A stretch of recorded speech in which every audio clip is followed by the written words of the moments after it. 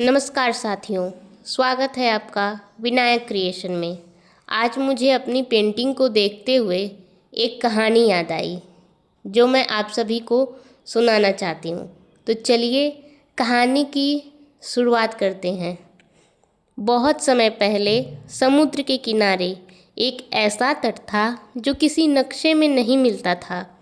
लोग कहते थे कि वहाँ तक पहुँचने वाला हर इंसान बदल कर लौटता है, लेकिन क्यों, यह कोई नहीं जानता था।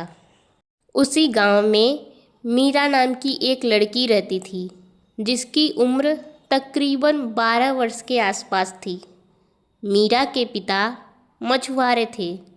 एक दिन मीरा के पिता समुद्र में गए, लेकिन कभी वापस नहीं आए।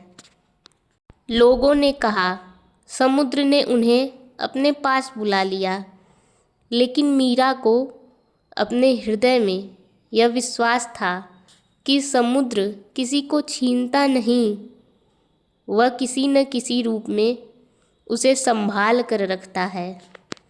हर शाम वह इसी तरह के 2 झुके हुए नारियल के पेड़ों के नीचे बैठती और आसमान को देखती रहती।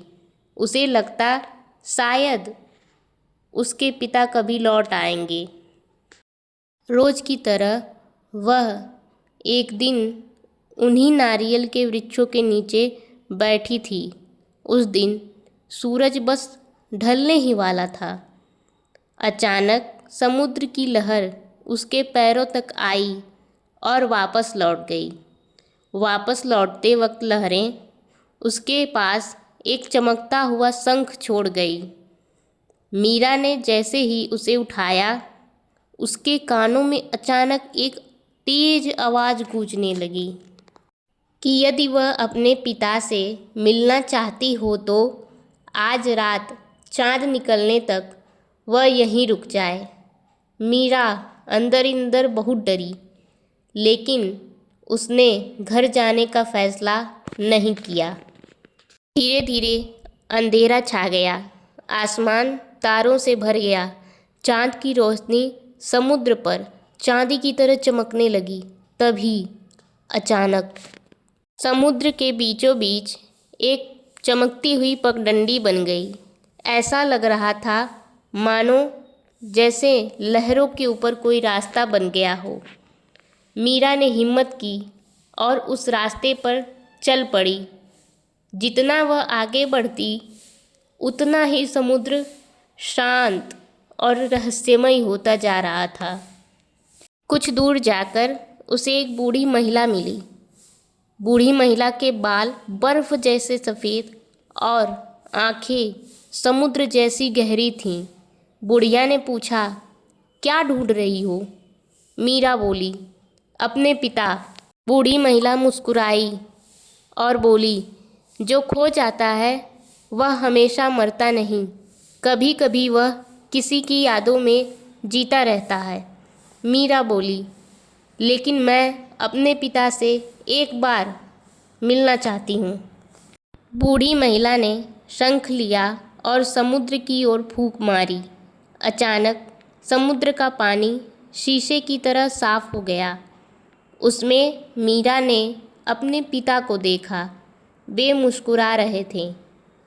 उन्होंने कहा, बेटी, मैं वही हूँ जहाँ हर अच्छा इंसान अपनी कहानी छोड़ जाता है।